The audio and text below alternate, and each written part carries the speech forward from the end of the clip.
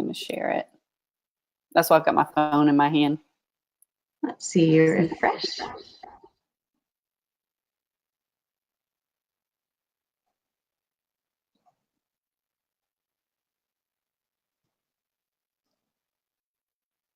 Hi. Welcome to 1 Minute Wiser. This is Christy Bridges, and I have Angela Stillwell with me. Now, Angela is the founder of Vulnerability Warrior, and she's done all kinds of other things, but she's going to teach us a little bit of wisdom today. We're starting an interview series here at 1 Moment Wiser. You see us daily doing a video of Bible verses and just wisdom for your relationships and your own life.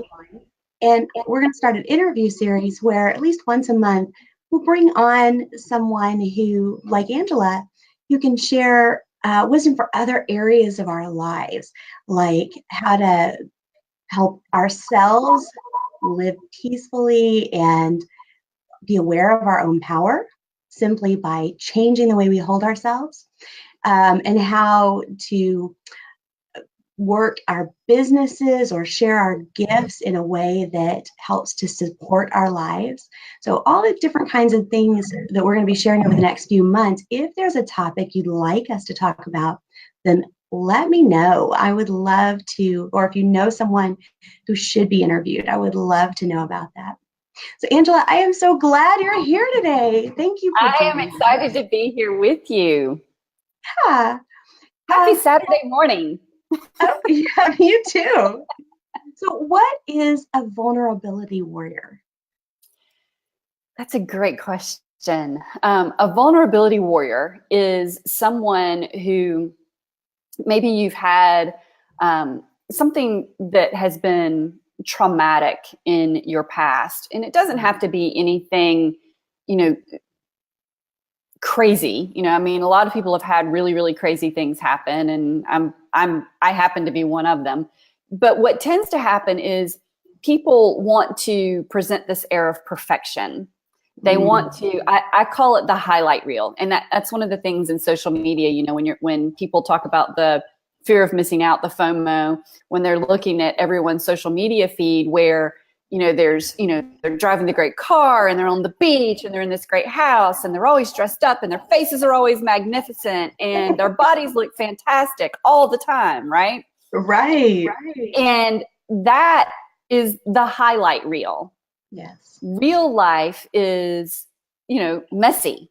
It's like you and I were talking about before we hopped on live, where I've done Facebook Lives, walking off the tennis court, sweaty and no makeup and basically dripping and still salt covered on my body. I love that you do it. But that's real life, right? The things where, like last week, I had, my dog was having surgery and my horse was having issues, and that's real life. Those are the things that are real life, but people don't tend to share those things. They want to always present this air of perfection. And a vulnerability warrior is one who embraces all of those things that got you to where you are today and is open to sharing those things in a way that is beneficial for whomever the audience is. So it's that's how you make those deeper connections with people, is by being real. And you are real by sharing what's going on in life. We all want to have a purpose and an impact from our lives. And if we are afraid to be vulnerable that way, we don't make much of an impact. People don't notice perfect. No, they don't. They turn away from it because they don't identify with it. And that doesn't mean you shouldn't be your best person, right? Constantly trying to, find the best life for you and make that happen. But if you are vulnerable about how you got here and where you're going and what the day-to-day is, then people can relate and they can join that journey with you. Yeah, I really like that. Thank you. Yeah, I mean, you don't want to always be a hot mess, It should be a journey. Yeah. but a hot mess is a part of life. So yeah, definitely. So, you, with the vulnerability where you help people be authentic just by being you, by being authentic, but Mm-hmm. you actually speak and give workshops and stuff. What, why? What is it, the need that you're seeing that people have that you're able to minister to help? Yeah, it's interesting because for me, it came about when I was going through a divorce, and I started doing that introspective work on myself. What did I do right? What did I do wrong? And it's not that any one person is the one who makes or breaks a marriage, but we only have control over ourselves, right? And so I was looking at what were the things that I could have done differently potentially to make the relationship better, and what did I need to adjust going forward to make sure that the relationships in my life were better going forward.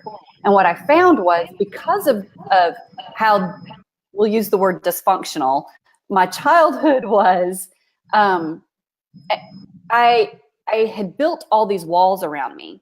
Because I moved around so much, I was great at meeting people, and people would open up to me, but I would not reciprocate being open because I didn't feel the need to, because I knew that, 6 months later I was going to be somewhere else. Yeah. So there was no need to go deep. But B, I also, I didn't, I wasn't willing to share any of that. I was embarrassed about, the fact that we moved all the time and that I was always in a different school and, et cetera. And so I learned to keep all of that to myself. And there were other things that were part of that too, why I didn't share. I because of some of the things that happened, I could hear the adults talking, and I didn't want anybody else knowing. So I learned to keep all of that to myself. And I realized when I was doing that introspective work that, at some point you can't do that if you really want to have in-depth relationships, whether it's business or personal. It doesn't matter. There comes a point in life where if you can dive in deep and really get to know someone and they get to know you, then that is a relationship that is much more long lasting and much more fulfilling. And so what I found was, as I started tearing down those walls and opening up more and sharing more of my story and doing that all of my relationships became better, both business and personal. And so I thought, okay, I'm doing this freelance work, I'm doing this marketing consulting, I'm doing these things. How can I take what I'm doing for me to share those more in-depth stories? How can I take that and share that with my clients so that they get that experience of going deeper with people? And I mean, it works in both business and in a personal relationship. When a business can really share their stories of why they're doing what they're doing, and share that heartfelt piece that a lot of times businesses don't. Mm-hmm. But when they can do that, they get a much more loyal clientele. Very true. And when you're a leader in business, it really helps if you can learn how to have balanced, healthy relationships at work and take those same skills to home. Because yes. We get out of balance and we end up, like you were talking about, where you receive, let everybody else tell you their problems, but you don't share anything. And that makes you a little bit of a stranger. And it is hard to sustain long-term relationships because people want a little give and take.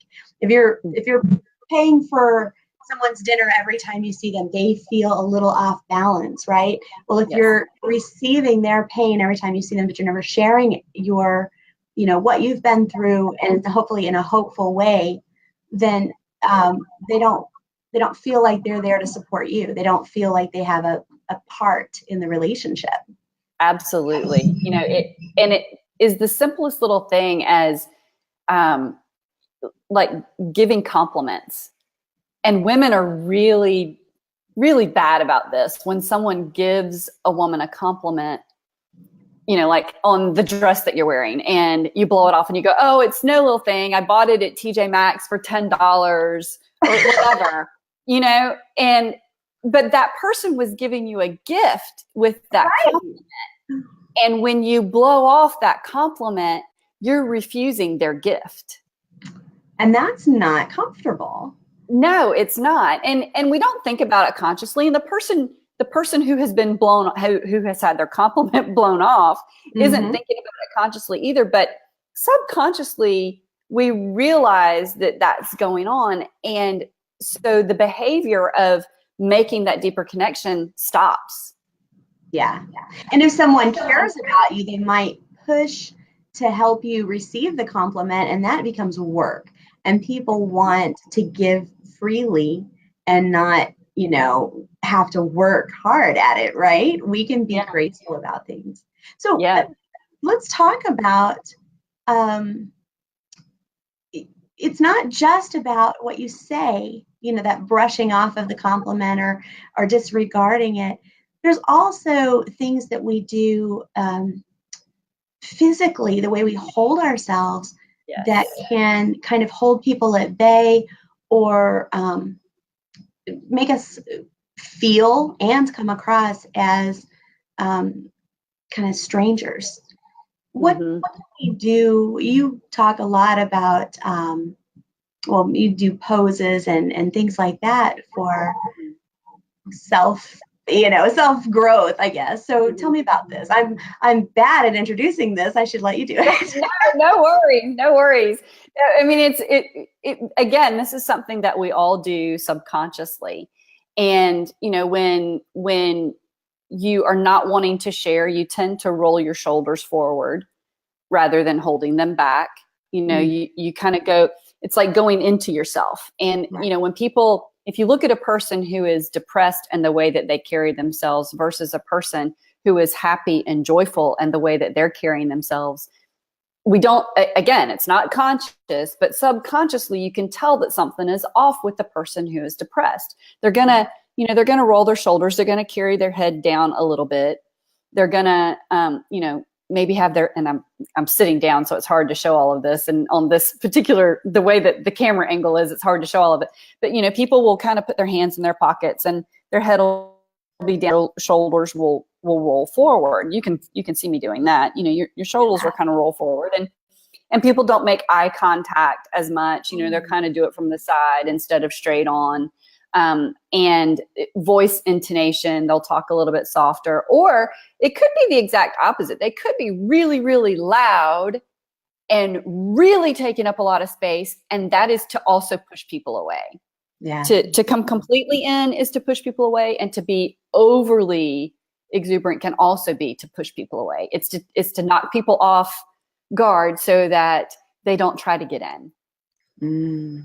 Gotcha. Versus when you're just comfortable and your shoulders are back and you're welcoming. There's a lot of this in yoga. They do a lot of heart opening exercises. And it's interesting when you're doing those, a lot of times in class, when you're doing heart opening and hip opening exercises, sometimes you'll find that people in the room start crying, and it's unintentional. It's because all of a sudden you've released these areas that have not been released in so long, and your central nervous system opens up, and your sympathetic and parasympathetic nervous system realizes what's going on, and it just comes out. And I've seen men and women do it. So that's not just a woman thing. I mean, it's amazing that just body posture can cause you to do that, but it will. And what happens is when you do a heart opening, you're making yourself more vulnerable. True. But you're also like this, you're open to receiving, but you're vulnerable. Yeah. It's also, though, it's not just being vulnerable, which can seem a little scary, But if you also think about the study that they did that showed when you're all clenched up and when you sit in those closed positions or stand in those closed positions, you build up stress hormones, the cortisol. Yes.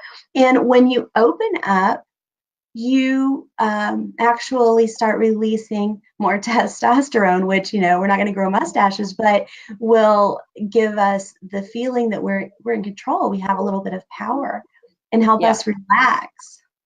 Absolutely. In fact, when I'm working with groups doing like presentation skills and that sort of thing, I go through a whole list of exercises that they can do before doing presentations so that they release some of that testosterone and make themselves feel more powerful. In fact, there's a really good TED talk that Amy Cuddy did, and it's on power poses, and she goes through some of them. There's like the Wonder Woman pose where, hands on the hip and, the traditional pose of Wonder Woman, right? Where, her legs are her feet are a little bit wider than hip width apart and hands on hips. This is a power pose. And when you stand like this for a while, what happens is that body chemistry. Yeah, exactly. So, and exactly. Yeah. Let's see if I don't know if I can get far enough away from the camera. I can move my chair. Let's do it together. We do this in my classes before they test. Yeah. So, if you stand like this just for a little while, shoulders back and head up, the typical Wonder Woman, if you go back and you think about how Wonder Woman would stand all the time, it's like this, Yeah. And when that happens, the body it releases the hormones that it's a lot of different hormones. It's testosterone. It's Dharma's trying to, my Great Dane is deciding she wants to do power poses with us. Of course. It releases testosterone, but it also releases endorphins and the feel-good hormones that are part of, making you be more receptive to connecting with the people around you. That's nice. Yeah. Yeah. I just want to say hi to Stacy and David and I think Marie. Thanks for joining us. Thank you. I saw that there's a few comments and stuff, but I can't see the comments. So that's all right. I want to keep hearing from you, but I didn't want to neglect our guests. If you guys have any questions for Angela, go ahead and put them in the comments, and we will definitely see what we can do to answer those and share this with your friends. Definitely. So when you take the time to actually think about your body and open up, then you feel better, and you're also in a position to receive deeper relationships. Is that what you're saying? Yes. Because what happens is our bodies are these great chemistry labs. Yes. And when you do the things to make the right hormones move within your body and release within your body, then it makes the whole situation that you're in more receptive to receiving. So when you get, it's like hugging. Hugging is a great thing to do. If you have been feeling down or you have been feeling depressed, one of the best things you can do is hug on someone. And if you can do like a 15 to 30 second hug, and not one of those where you just kind of pat on the back kind of hugs, right. But a real hug. If you can find someone to do that, and it even works if you have dogs or horses, you can even do it with your dog or your horse. Because some people are not really crazy about hugging other. Yes.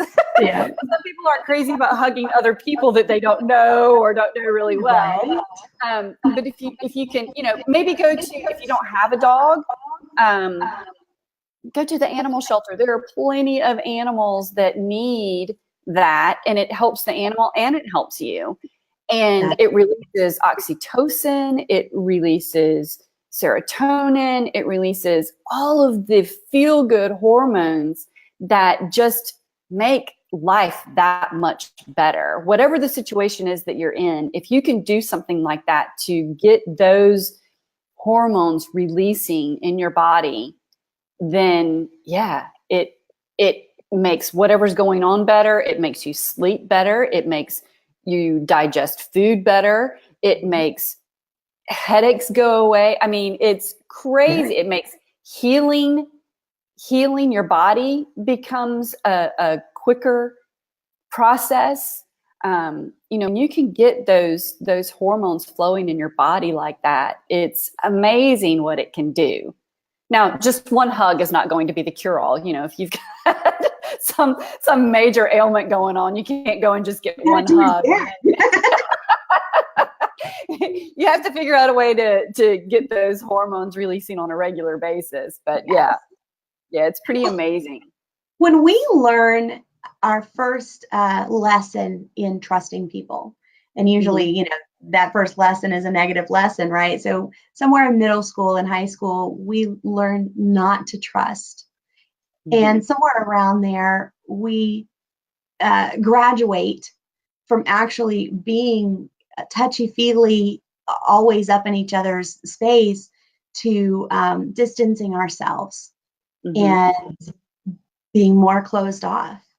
Yep. And as adults, we understand the world differently. We've had enough experience with people that we can, and we've had enough experience with ourselves that we don't have to live in, 15-year-old understanding and 15-year-old responses. We can adjust our adult responses, find someone that we do trust, or actually just be a person who is trustworthy and be affectionate. Single people, especially, I noticed my husband and I were separated for a little while several years ago. And I noticed during that time, I hung out with a lot of single people. They don't get enough platonic affection, just the little stroking of the hair or the touching of the arm, the things that make you feel safe. They don't get that. They get the things that require a physical sacrifice if they want any kind of affection. And I think we need to overcome that, because it makes us stronger people. When I can say, oh, you've got pretty hair, and, obviously you're not some stranger who's going to be like, why are you touching me? But, when we can graduate from the long distance hug back to the real, I care about you hug. So I love that you talk about that. God is a genius. To me, I think about our Creator, and I think about the fact that we are still discovering things that, forever ago He actually invented. And things like the way you hold yourself, releasing hormones in you that can either make you more stressed or make you more comfortable, more at peace. And that's not just inside you, because our hormones are, even though we don't necessarily smell them and notice them, our hormones do actually transmit to other people through smell. And so it's partly the way we look, but it's, with the open body language, but it's also, there's some pheromone going on that relaxes the room. You're right. When you're at peace, you're putting other people at peace. When you're uncomfortable and awkward, you might think that nobody likes you, but what it is they're all feeling uncomfortable and awkward too. And everybody leaves the conversation going, wow, I am such a dork. And in reality, it was maybe one person that was just uncomfortable that created this disconnect. We don't have to be that person. And we can recognize it in other people and you help them along, go, oh, you know what? It's not me. They're probably uncomfortable. Let me help. Absolutely. Absolutely. And when you know that these things work, you can help the people around you do the things as well. In fact, like in an office environment, one of the best things that people can do, we tend to, if you work in an office environment, you tend to get to your desk and sit there and work, right? And you tend to close off, unless you're the person who's always at the water cooler talking to everybody. And then you probably should sit there and work. You probably should spend a little more time at the desk. But the people who are getting the work done, they sit the whole time and they're on their keyboard or they're writing and they're, hyper focused. And those are all great things. Right. However, take a few minutes, like every hour, to get up and walk around, or at least get up and stretch and do some of those movements that we talked about that are opening. Because like you said, even if you're not hugging the people, the hormones are noticed chemically, physically, subconsciously, pheromonally. And, so you're helping not only yourself be more productive by doing that, because that certainly will help you be more productive because it re-energizes your body. If you just get up and move around for a few minutes, I can't work for more than like 25, 30 minutes. Sometimes I can work 50 minutes, and then I'll take like 10 minutes to get up and walk around or go outside or do whatever. And then I come back and get refocused. So if you can do something like that, periodically throughout your day, not only will it make your day go faster, it will make you feel better, and it will make the people who are having to work with you feel better. Well, and if you have, there have been times that I have worked just tirelessly on a particular project, and I find myself like almost feeling like my heart's pounding and things like that. And it turns out I've just been gripping my chest so tight because I'm doing this and like I'm in a race, and I start to go like this and breathe, just, and that dies down. I don't feel that anymore. We need to look away from the computer and raise our chins once in a while and raise our shoulders. You're exactly right. It makes a better environment for us. And I think you said it, more productive. Absolutely. Yeah, Anyway. the keeping your shoulders up like this, you said, like you're in a race. If you're in a race and you're doing this, you're not going to win. Good point. Very good point. You have to. I used to run marathons, and excuse me. You have to, while you're running, because your body, that's one of the things, you'll start tensing up. And when you do that, you become less effective. Physically, you become less effective.